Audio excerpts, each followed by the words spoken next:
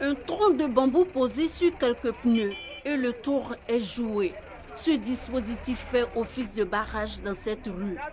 Une des entrées de la gare située entre le carrefour Renault et le marché Goro dans la commune d'Adjamé.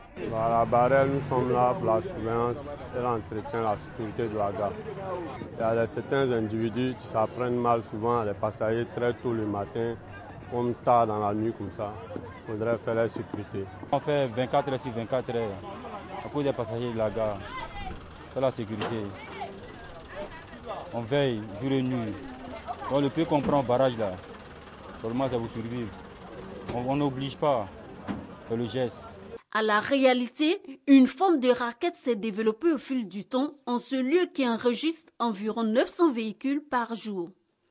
À pied, en voiture ou sur deux roues, chaque passage à ces barrages illégaux visibles à toutes les voies d'accès de cette gare n'est possible qu'après s'être acquitté d'un droit. Le coût varie entre 100 francs et 500 francs CFA. Soit on passe, on paye 100 francs. Non, ce n'est pas 100 francs, on donne à qui?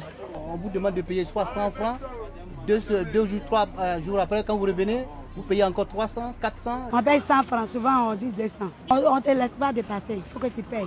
Chaque matin, quand les femmes passent ici, on les encaisse. Celles qui ne trouvent pas pour donner, on la frappe. Une situation face à laquelle les responsables de cette gare restent impuissants. C'est vraiment très humiliant pour les parents, nos soeurs, nos femmes et nos mamans qui viennent très tôt le matin au marché, que même à pied, ces individus-là les rassemblent et leur exigent de payer de l'argent. Souvent, c'est des bastonnades et c'est des blessés que nous amenons à la gendarmerie.